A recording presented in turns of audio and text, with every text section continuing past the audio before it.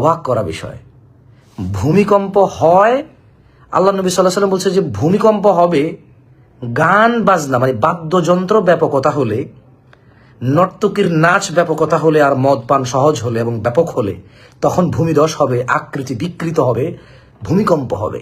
আর ভূমিকম্পর নিউজই হয়, ভূমিকম্প সম্পর্কে যে তথ্য ইউটিউবে যে দেখতেছি নিউজ চ্যানেলে, এই তথ্যই দিচ্ছে ব্যাকগ্রাউন্ড মিউজিক দিয়ে।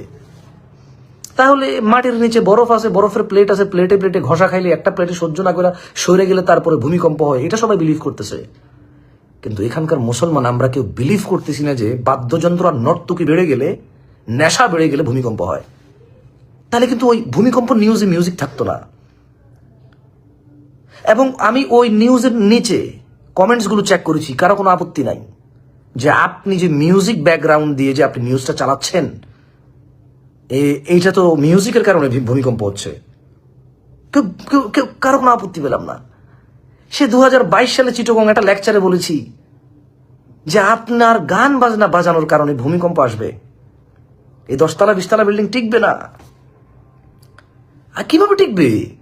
ইযা যুলজিলাতিল আরদু জিলজালাহা, যখন মাটি বা পৃথিবী প্রবল কম্পনে প্রকম্পিত হবে, ও আখরাজাতিল আরদু আথকালাহা, মাটি যখন তার ভারসমূহ নিক্ষেপ করবে বা উৎক্ষেপ করবে বা বের করবে, অকাল আল ইনসান, মানুষ বলবে মা লাহের, কি হয়েছে, কি হয়েছে বলতে পারবে, বাট কেন হয়েছে ওই দিকে খেয়াল করা উচিত।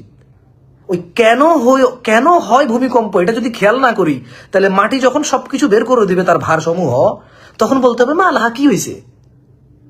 এখন আমরা ডিসিশন নেওয়া উচিত, আমরা কি মাটি তার সবকিছু বের করে দিলে তখন কি হয়েছে বলার জন্য অপেক্ষায় আছি, নাকি কেন হচ্ছে ভূমিকম্প সেটার দিকে মনোনিবেশ করব।